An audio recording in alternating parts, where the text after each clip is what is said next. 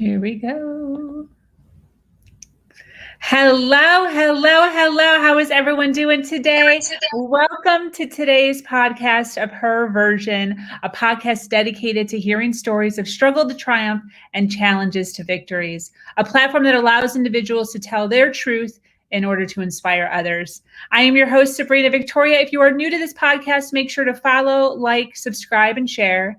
Today's podcast is dedicated to every woman that is dealing with a physical disability. Reyva is with me here today, and she has a physical disability called cerebral palsy. As a child, she was in and out of foster homes. Over the course of several years, she found herself in all kinds of compromising situations. She eventually got married, had 2 children, and is now raising her daughters on her own. Although the feelings of fear, loneliness, and scarcity have been very real for her over the years, she has decided to take her power back. Despite her challenges, she graduated from college with 2 AA degrees in early childhood education and is attending Sacramento State University as she works towards earning a BA in social work. I am so excited to have Reyva here today. Let's welcome her. Hi. What's up, girl? How are you? I'm doing good. I'm so happy to have you. I'm so happy that you took some time out of your day to chit chat with us. How's the weather? How's everything over there? You're on the other side. It is a beautiful day here, but quite windy. But like I say, it's better than being hot. I hear you. I hear you on that. So I'm so excited that we connected. This is definitely something that so many women deal with. And after speaking with you, you really opened up my eyes to, things that we don't necessarily think about. Motherhood in itself is already pretty complicated as it is. And then adding on a physical disability to that, I can only imagine. So I'm so excited to have you here to really open our eyes to what goes on in your life and what you're dealing with, and to kind of help us relate to you. Okay. So tell me about your past.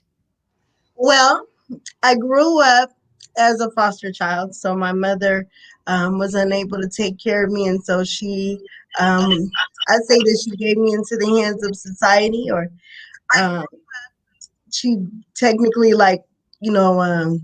hid me in society because she was a victim of domestic violence, and because of that, she was unable to take care of her children, so she had to hide us into society. And then I went through several homes, and while I was going through those homes, I also was going through reconstructive surgery to learn how to walk with my cerebral palsy, and so there was definitely some challenges there. I know a couple of the homes were not as good, and maybe sometimes that's to be expected, but sometimes you're lucky enough to get a home where the people care about you, and that happened for me. So got it. Now I apologize for my sense, or my being naive, I guess, but were you born with cerebral palsy? What is cerebral palsy? So cerebral palsy is basically a lack of oxygen to the brain. So it's a form of brain damage, and from what I know, I was not born with cerebral palsy, but then something happened to me as a child that caused me to have this brain damage, and then it affects my legs and my ability to walk, and so I use crutches to walk and get around. As a child, I had corrective braces that I would have to sleep in, and several surgeries.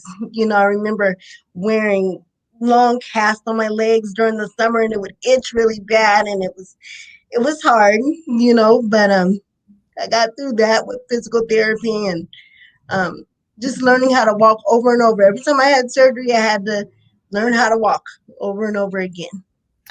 when did it become apparent? Do you remember before and after? No. Okay. So I just remember, well, I started off in a wheelchair, and I don't think I was ever supposed to walk, you know. But I had a good doctor at the time who believed that I could walk, and he did everything in his power to help me try to learn to walk. He gave me a walker, and I remember starting with the walker, and then after the walker, I went from that to crutches. And I Wow. remember being in I think it was my first grade class, and it was recess time, and the students kind of lined up, and they kind of helped me take my first steps right there on the playground. And I remember walking to my first grade teacher, taking my first few little steps at like 7 years old. Oh my gosh. What an encouraging class. That's awesome. Can you hear Yeah, me? yeah. If I can hear you, it's going good. Okay, cool. Well, that's so interesting. So now, where you are now in your life, do you only walk with crutches, or can you do both? I can do both. I can actually walk with both my crutches and by myself. Every now and then I need to hang on to the walls to balance, but pretty much I do it on my own. That's so cool. And thanks to the doctor, right? Yes, yes, he was a fabulous doctor, and I didn't want to lose him. As you get older, they make you move on to the better doctors as you get older. And I remember thinking to myself, I don't want to lose this particular doctor because he was so good, you know. That's awesome. That's so cool. So, you mentioned that you had stayed in a couple of foster homes. Can you tell us about that? Yes, so I think it was around 7 foster homes to be honest. Um, The things about that, I could be wrong. For those that are watching, be like, no, it wasn't. But I could be, roughly around 7 homes. And when I started out in the Napa Valley area, and I lived with a wonderful lady and her family, and she was super good to me. I how mean, old were you? at that time, I believe she got me when I was about six, five, 5 or 6, Okay. and her and her husband just took me in, and they loved me a lot. However, I had got uprooted from that home because during those times, the child services didn't feel that it was appropriate for a black child to live with a white family, and that was a white family. So they thought it would be better that I go and live with people of my own color. And so Wow. I ended up moving away from there, and that's how I ended up in Sacramento.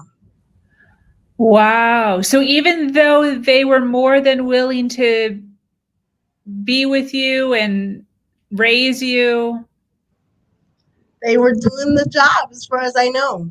Yeah, wow.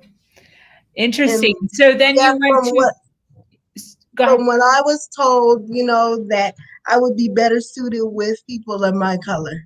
Wow. And then Yeah. how did that go? Well, when I got here, it didn't turn out to be the best situation as they thought. I remember feeling very optimistic as a child, like, oh, hold on to the future. I just thought it was going to be great. And then got here, and, you know, it just, it wasn't good.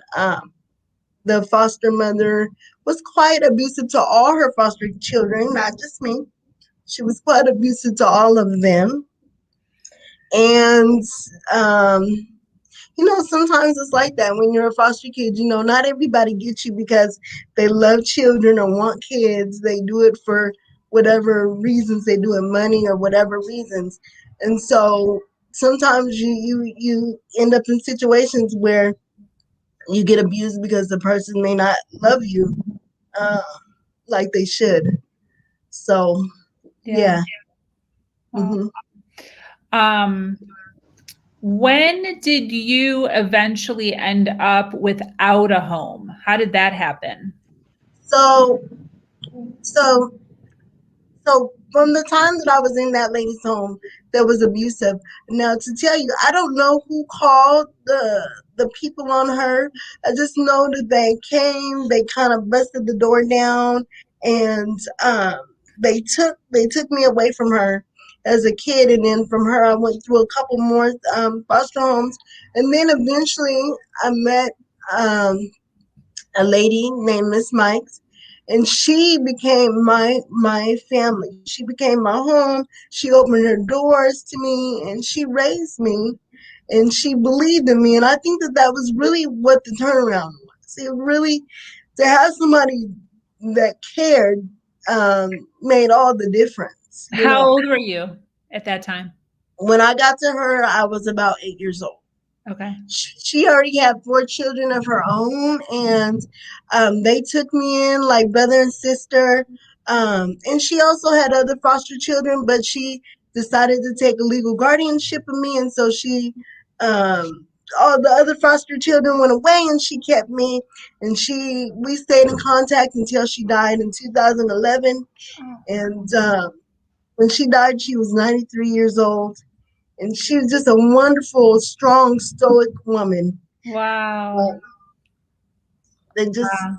did a wonderful, wonderful life, and she did a wonderful job raising all the children that she raised. Yeah, yeah, that's beautiful.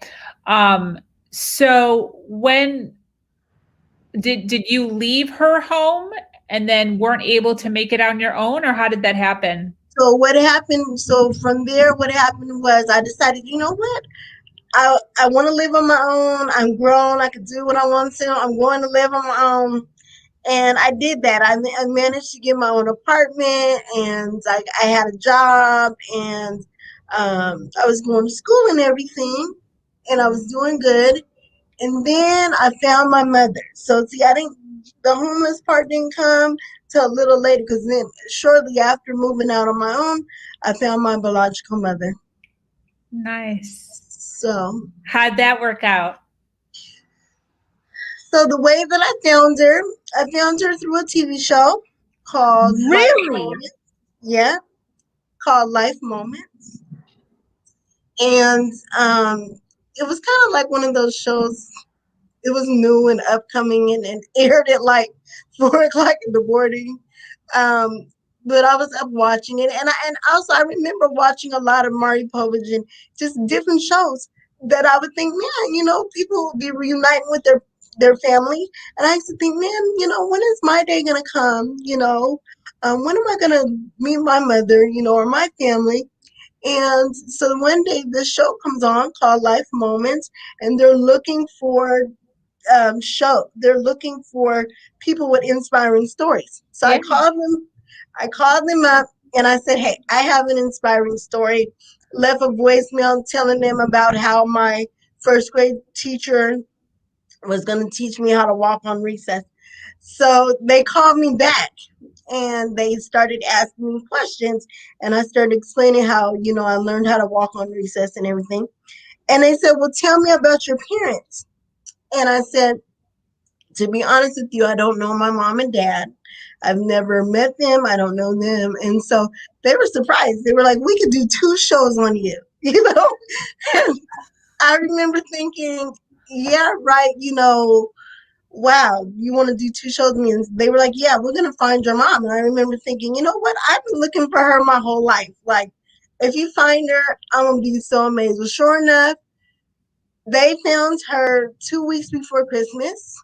Wow. Um, 2 weeks before Christmas. This was, I think, 2002. 2 weeks before Christmas.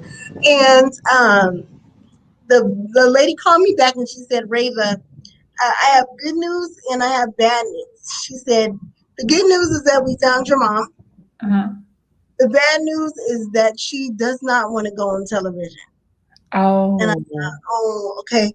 So then the lady, and she said, you know what? I think you deserve to know your mom, so I'm going to go ahead and give you the phone number. Got it. And she did. And I called my mom, and I remember saying to myself, I was really nervous and saying, okay, what's going to come of this? And then when she answered the phone, I said, do you remember me? And she said, yes. I kind of expected you to call me one day. I knew that you eventually would call me. You have two sisters here, and so it went from there.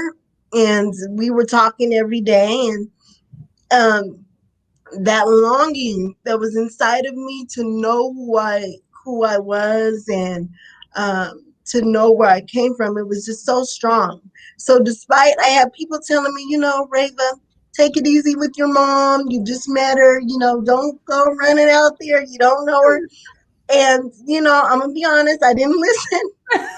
I didn't listen to any of them. And I packed up everything I had. Um, Pretty much gave all my furniture away, sent a box out there to my mom, and the only thing I took really with me on the plane was my cat that I had at the time. She went with me, and I remember sitting on the airplane thinking, looking out the window, thinking, what am I doing? I'm so nervous. What's it gonna be like? Does she look like me? Even the guy next to me was like, "Are you okay?"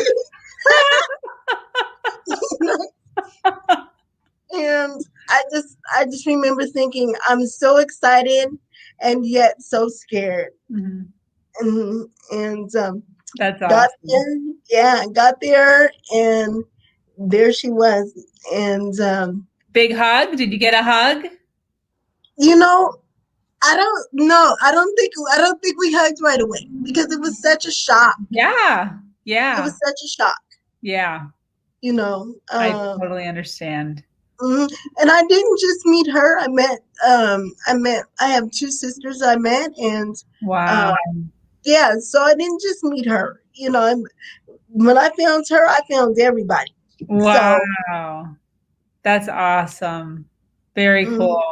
So did you mm. wind up I know that um there was after all of this kind of happened, shortly thereafter you met a man. Did you Oh, meet? wait. Oh, I'm sorry. I forgot this because you were asking me about being homeless. So what Yeah. happened was I was with my mom for 4 months, Yeah. and then she decided that it was all too much for her to do, Mhm. and so she asked me to go back to California, Wow. uh, where I came from. And when I did that, it was kind of a shock to me because I was like, where am I going to go? I had given up school. I had given up housing because I was on housing at the time. I had given up everything. And uh, I was like, where am I going to go? I have nowhere to go. And sure enough, I called a childhood friend, and she said, you can come here. Mhm. And so I ended up, getting the deposit back from the apartment that I had, and that was able to pay for me a plane ticket back to California.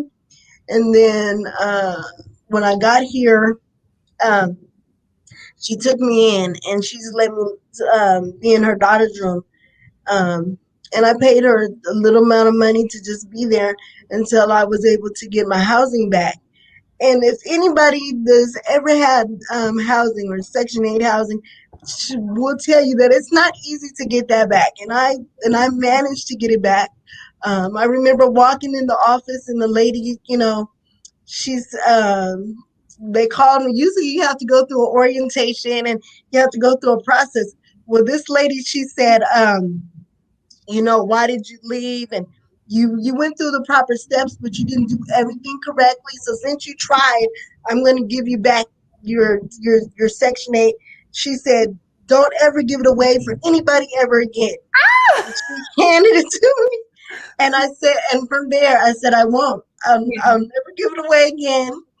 And um, I took it, and I still had to find a place. And I remember praying and asking God, Lord, please just, I need a place to go. I can't stay here with my friend forever. I said, I just want somebody not to look at my credit, but look at me as a good person, a good renter. And sure enough, as soon as I said that, I was looking in the housing list, and there was an apartment that I called by chance. And the man said, well, how much do you want to pay for deposit? Well, how much do you want to pay for rent? And I thought, you're asking me how much I want to pay. He came, picked me up, gave me a ride, showed me the apartment, and gave me the place that day. And What? yes, it just shows you how wonderful God works things out for you. Because he gave it to me that day, and I was able to pay whatever I had for rent while I stayed there. Wow. Now, mind you, I moved in with nothing, so I didn't have furniture. I didn't have food. I didn't have a whole lot of money. I only had the clothes on my back and maybe like one backpack. I had nothing.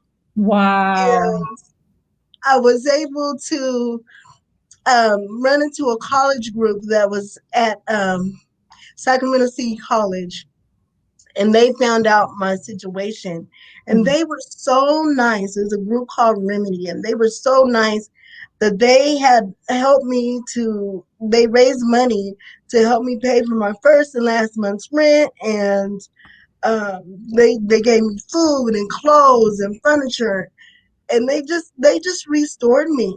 They Wow. restored me. And then from there, I met some other people that became constant friends in my life and are still good friends with me today. Um, yeah, and that's how I rebuilt from that. So yeah, and I was able to get my job back, and yeah. So cool. So cool. Wow. What a story. I can't even imagine how you're feeling because there's so much uncertainty during all of that. And then it just all fell into place. Yeah, I remember feeling scared, and like I remember telling people, or not telling people, but telling myself, uh, like where do I belong? I belong to no one. I even say today, right now, that I belong in every place and no place at all because I belong to no one at all. I'm just, I belong to me and I belong to God. Yeah. Yeah. That's it. 100%. 100%. So, Mhm. so soon after all of this, you met a man. Did you meet him on a TV show? No, no. I actually met him on my way home from work. Um, we met on the train here in Sacramento, and it was I can't say love at first sight, but we became friends real quickly. Mhm. And he invited me to church. He introduced me to his family, his brothers, and me and his family got along really well.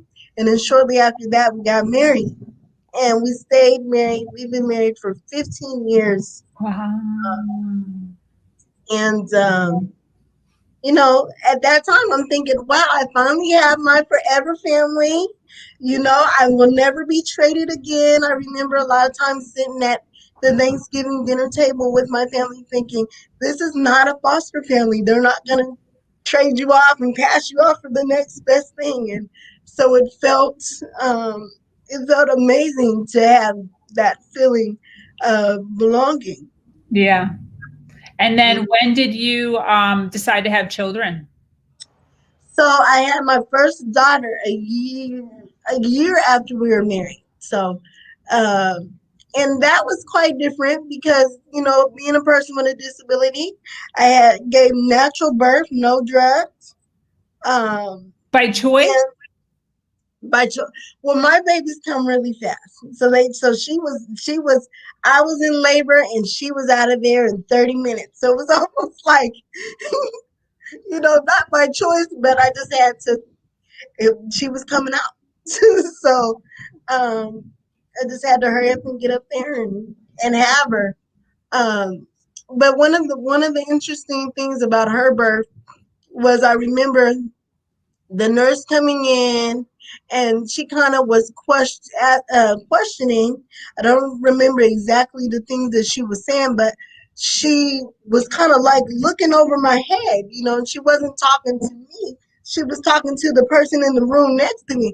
And I remember feeling, you know what? I am perfectly capable of answering any questions that you have for me.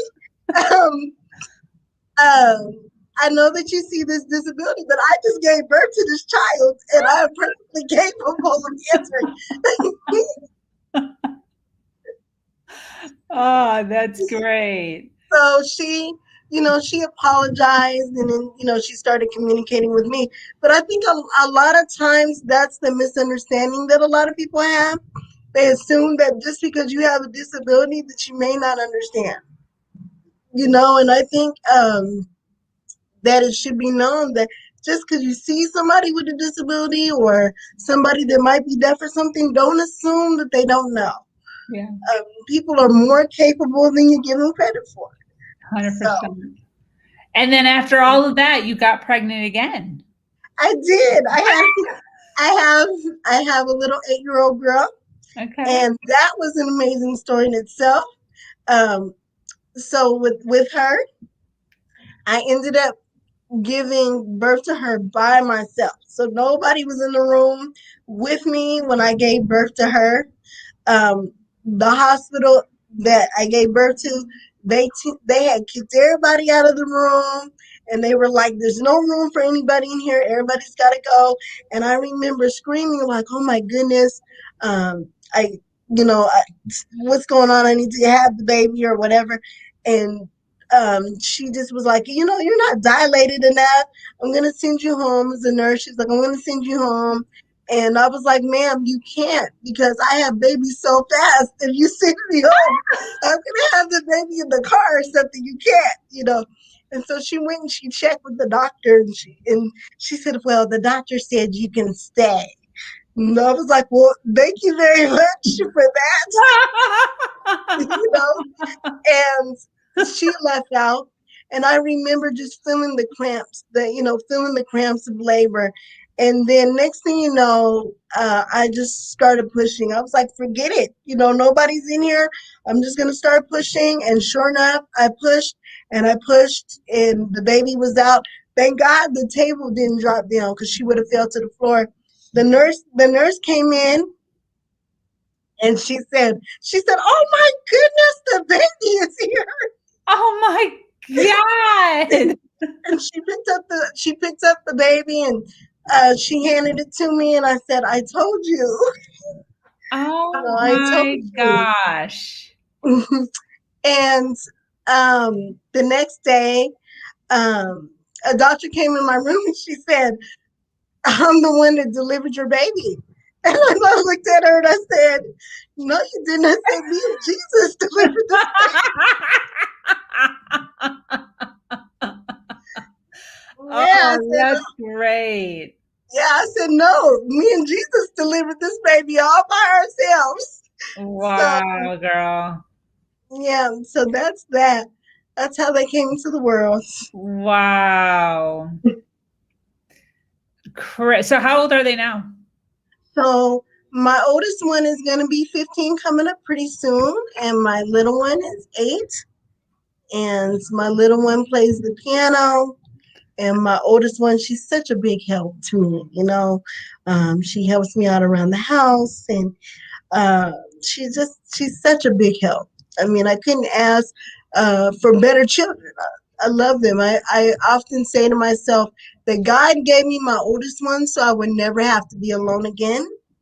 Because if you think about it, I started off alone, and then when you have a baby, you have a forever bloodline connection. So, God gave me her so I never have to be alone again, and I'm grateful for that. And then my little one, she's so funny.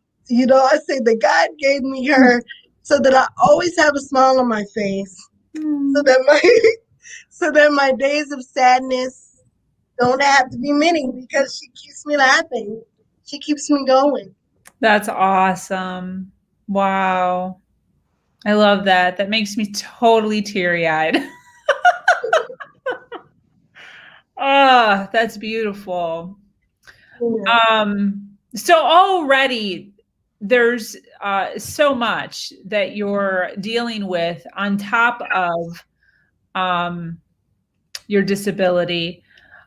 During all of this, when did you find time to go to college? That's what I'm wondering. Okay. Well, so we can back up a little bit. My foster grandmother, she, when I graduated high school, she was very adamant about work. Work and school was the number one thing. You had to do that. Work, school, church. And she used to say, A's and B's and very little C's. So that's what you brought, and that's what you did. So when I graduated high school, she said my nickname at the time was Reyva, and she said, Reyva, I don't know what you're doing, but you're gonna have to get a job. You're gonna have to do something. You're gonna have to sign up for school. You're gonna have to do something. And sure enough, I signed up for early childhood education because it was a subject that I had did good in high school with, and I knew that I had to do something. So I just signed up, and I kept going until I got my AA degree. During that process, though, I went to school, I stopped, I went back to school, I stopped, meeting my mom, getting married, having kids. I mean, all of that, and just so I would go and stop and go. And then eventually, I got my AA, and my husband was nice enough, to watch my oldest daughter, while I went to classes and things like that. So he was very supportive in the beginning. He was there. He was very supportive That's in the awesome. beginning. hmm That's awesome. So Um, what are the what would you say are the main struggles when dealing with your disability? one of the hardest things that I find now, being a mom with a disability, and sometimes feeling isolated, like I'm the only mom out there with able-bodied children but have a physical disability. Sometimes it can feel isolated. And I really didn't realize that until I had my second daughter, because I have no particular way to get her to school. And my school district where I live, they don't offer rides to children without disabilities to get to school. So pretty much, I have to figure out a way to get her to school every day. And I've been lucky enough to have a friend who has been volunteering her time and her energies to come and pick up my daughter every single day Wow. for school every single day without fail. And I'm just so blessed and thankful for that. And the way that story happened was I remember going up to the school. I took Lyft or Uber, and I remember going up there and I remember telling the teacher, hey, can you tell some of the parents that I'm going to need a ride for my daughter to get to school every day? I'm going to need help. And I remember she made an announcement, and I remember feeling so embarrassed because no parents raised their hand at all. Like nobody volunteered. And I said to myself, this is so embarrassing, but it's okay. I remember walking out of the school and I'm thinking to myself, you know what? Whatever I gotta do, if I gotta walk here every day, I'm gonna do it. I'm gonna walk here every day. And so as soon as I stepped out though, I heard this voice call my daughter's name. And I looked back and I looked at my daughter, I said, do you know her? And she said, oh yeah, I know her from preschool. And the lady said, does your daughter need a ride to school every day? And I said, you're asking me, does she need a ride every day? And I thought to myself, she is a stranger. I've never seen her, but I do need a ride. And she said, I can give your daughter a ride to school every day. Your daughter and my daughter know each other. And I said, you know what? Okay, fine. I would love that. And she said, okay, I live across the street in those apartments over there. I said, oh, I live in the same apartments. So we ended up What? living in the same apartments this whole time. Wow. And this whole time, and from that point on, from kindergarten on, my daughter's going into the third grade now. from kindergarten on, she's been picking my daughter up for school without fail. Even when her kids are sick, she still uh, picks her up and comes and gets her. And she's just been so faithful in doing that. Wow. Why do you think schools don't provide that? Um, I think it's kind of an outdated thought. I think that I'm not sure if society has realized that people with disabilities are having kids. They're having families. Um, we, Yeah. you know, with the idea that just because I'm disabled doesn't mean that my kid is going to be disabled. And I don't drive, but my kid still has to get to school. And I think personally that there should be uh, some way to some kind of rule or some kind of law in the process to help kids that are able-bodied that have disabled parents get to school every day. Because even though I have a friend that helps me, what would be the case if she was to move away? Yeah. And I'm still faced with that today. What would be the outcome if she was to move away? Who's gonna help me get my kids to school? Yeah. Is is it cerebral or cerebral palsy? Cerebral. Cerebral palsy. Mm-hmm. Cerebral palsy. Um, were you worried about your children getting it, or is it not genetic? It's not genetic. Okay. That's what you It's were saying. not genetic. Okay. Yeah. Um. So I wasn't worried about them getting it, which is a good thing because they don't have it. Yeah. So, um, What do you wish more people knew about it?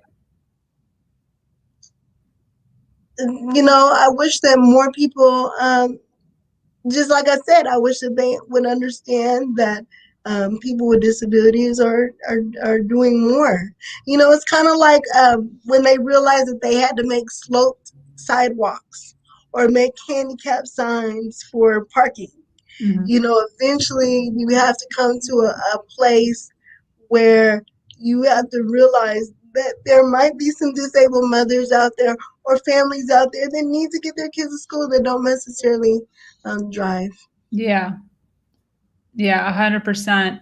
And in cases where there isn't a helper in the home, like a husband or a wife or Right. a maid of some sort, and you are on your own. And Mama. And I don't necessarily qualify for a lot of services. I know a lot of people be like, "Oh, there's services out there she can do." There's things, but the thing is they don't transport children. So if there's a transportation service, yes, maybe for me if I need to go somewhere, but doesn't necessarily mean that they're going to extend that ride to my kids. Wow. You see what I'm saying? Yeah.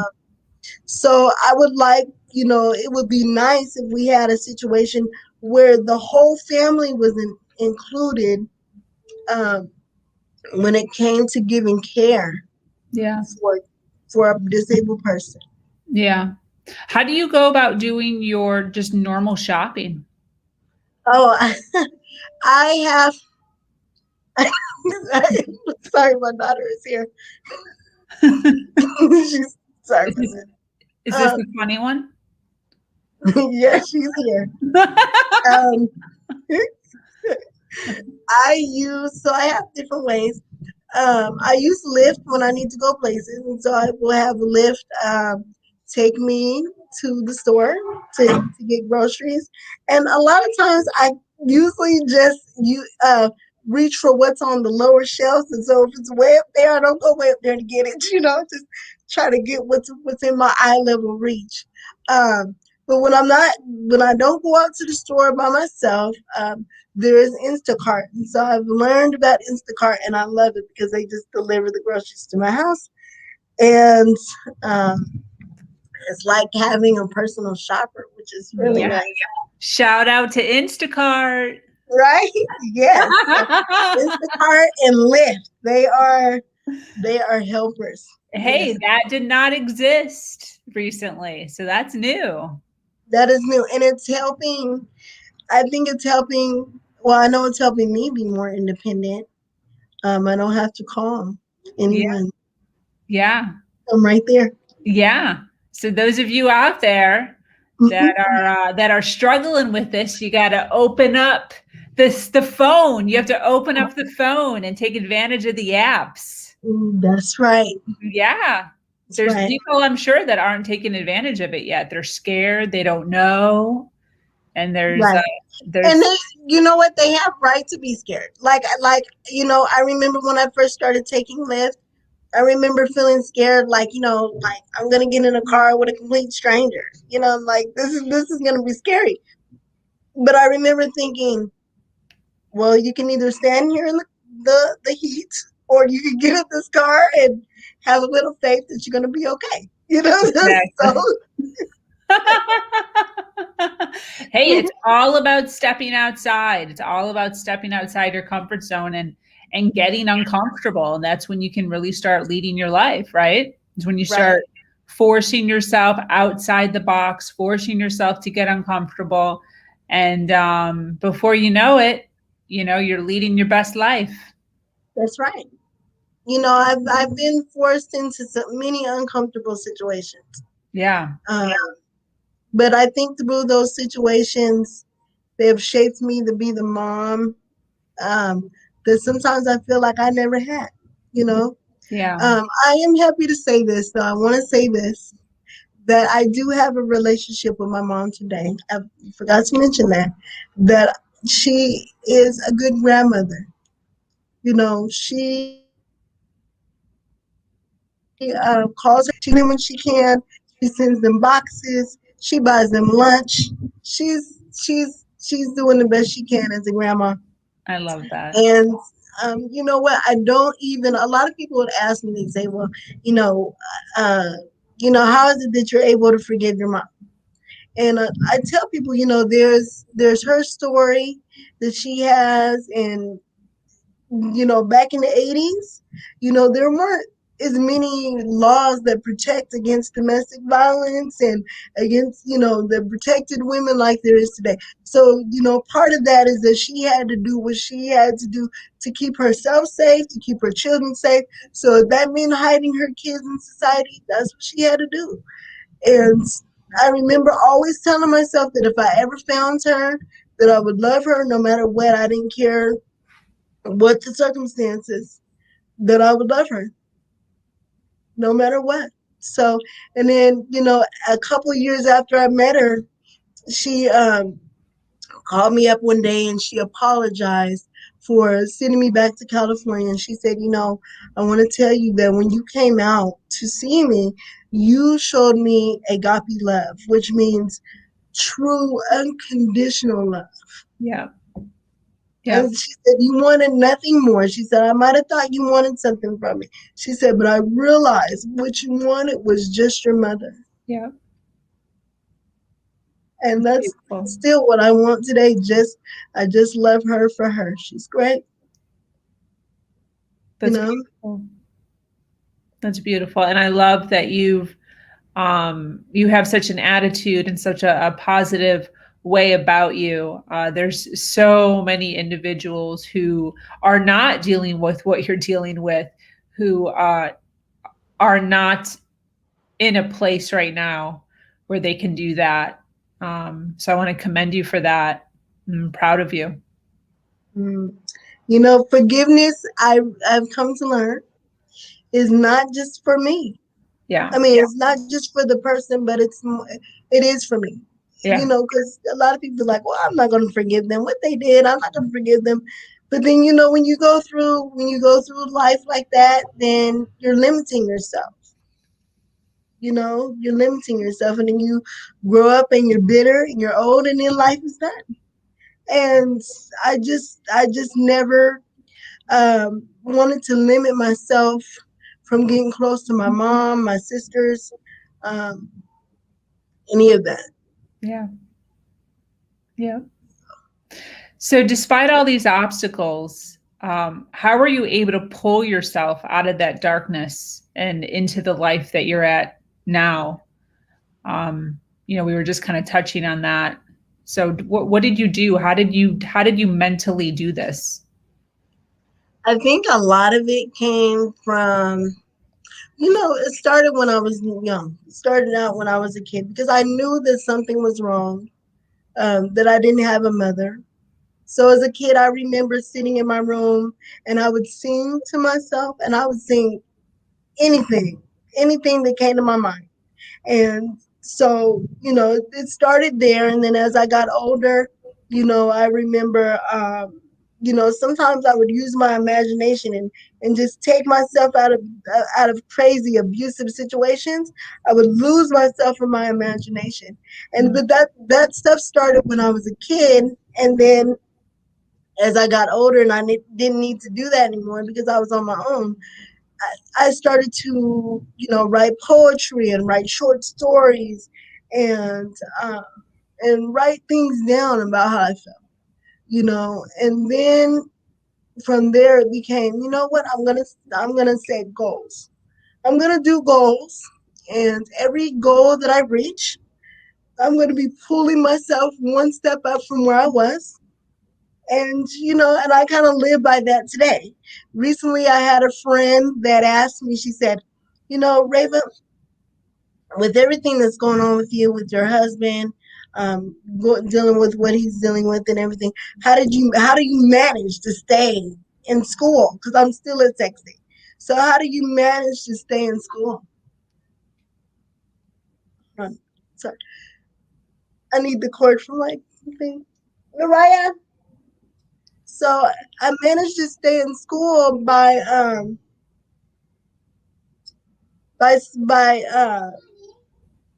yeah, bring me the cord to the computer, please. I'm sorry. It's fine. uh, I managed to stay in school by realizing that I have a goal set for myself, and that if I don't reach those goals, then the purpose of my life will feel not very meaningful. I've taken care of my kids, I've taken care of my husband. Now it's time to take care of me, and I stick to that. No matter what happens, I stick to those goals. That's awesome. Who taught you that? How did you find out about setting goals? Did you read that somewhere or hear that somewhere? No, like I said, I think that most of it came from my grandmother. She was so strong. She was so strong. I tell people I rarely seen her cry. I Wow. rarely seen her shed a tear. And I was just telling a friend not too long ago that a lot of times African American women were raised to be strong Mm. and not to cry. And sometimes that's not always a healthy thing to be sorry. It's not always a healthy thing to be absolutely strong. Yeah, But like I said, it's that stoicness that has got me through so much um, of my life. You know. So little tech. beautiful. Yeah. Beautiful. What would be your advice for women that are dealing with this any physical disability? What would be your advice to them? To any challenge, not just a disability, but to any. There she is. To any absolute challenge, it would be to remember to live. You Yeah. know, remember to live. Because there's been so many times in my life that I feel like I just forgot to breathe. Yeah. Especially as a mother and you know, as an adult, I feel like I've given myself my own anxiety attacks because I just forget to breathe. Yeah. Um, because so much is going on, and I have to remember breathe so that I can live to tell my story. If there's any story at all to tell, I want to live to tell it. You know, and so that would be my advice. Don't forget to breathe. Take one day at a time and live. Yeah. You got to get up. You got to live. Yeah. How are you planning on spreading the word and educating others? Well, I'm planning to start a YouTube channel. And in this YouTube channel, I want to take my viewers on my daily life. So I want them to see the very questions that you're asking me about how I do things. I want them to see how, a person with a disability takes care of their kids. I Yeah. want them to see how I persevere as a mom.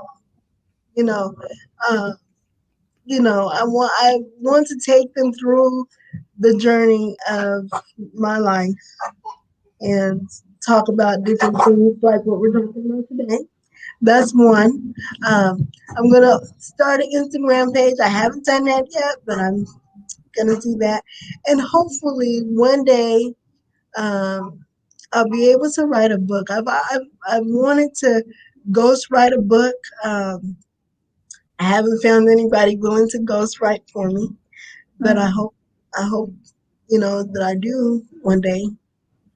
Yeah. I think I want to do that. Yeah. That'll be great. I absolutely love that because I can't even imagine the amount of young individuals who are dealing with some sort of physical disability and feeling the heaviness of life and not possibly being able to find a mate or to have kids or to be able to survive on their own. And the life that you've had is so much a source of education for individuals like that, as far as not only can it be done, but it can be done well, it can be done with pride, it can be done with joy and happiness.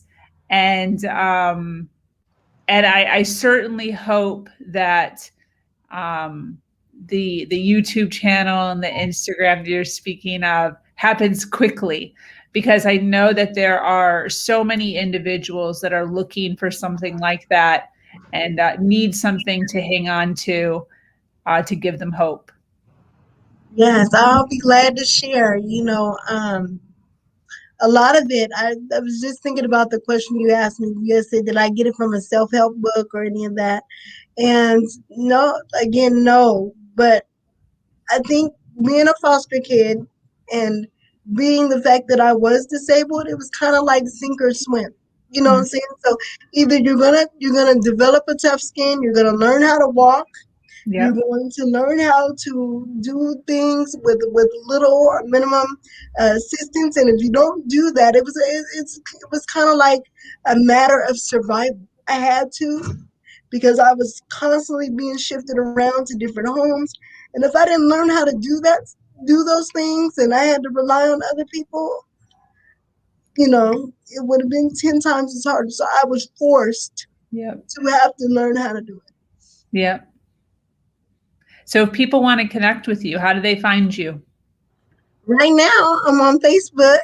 And those that know me know that I don't go on Facebook very often, but I'm going to start going on there, so to make more of an awareness about cerebral palsy and what it's about. And so this is what I'm going to ask of you. I'm going to ask that you stay in touch with me, and as you start making those steps towards that, keep me in the loop, because I would love to be part of making that, pushing that, letting people know about your platforms that you're going on, and directing people, towards you. I think that is going to be fantastic, and I'm so proud of everything that you've done. I'm so proud of the woman that you are, the optimism that you hold, and I know that your mother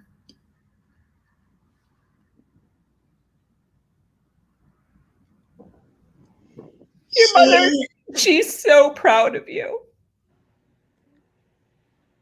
I'm proud of her. She's done amazing work in her own story. And I'm proud of her.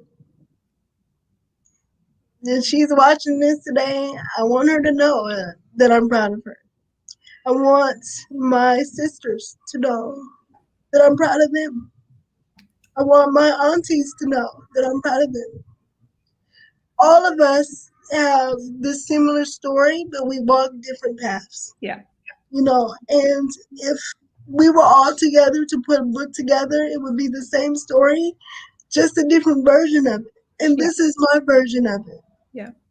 And at first, to do this interview, I was a little nervous about like, oh, how is my family gonna receive it? And then I had to realize that just like finding my mom is closing a chapter, this is kind of like doing it for healing. Mm-hmm. And not just for me, but for my sisters and for my mom. Because a lot of times you can suffer things in silence. Yeah. A lot of foster kids suffer a lot of stuff in silence. The abuse, sexual abuse, physical abuse, they suffer that in silence and nobody ever knows. Yeah.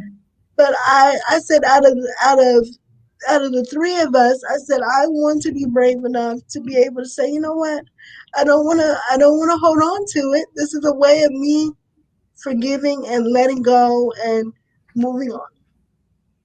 Fantastic. And I'm so happy to be here and to allow you, to be able to come on and speak freely and openly about who you are and what you've been through. And thank you for having me on the show. It's great. Of course. Do you have any closing words? Just to all people, not just to ladies, not just to men, but all people. Yeah. Just stay positive. Every day set some type of goal that gives you a reason to get up in the morning.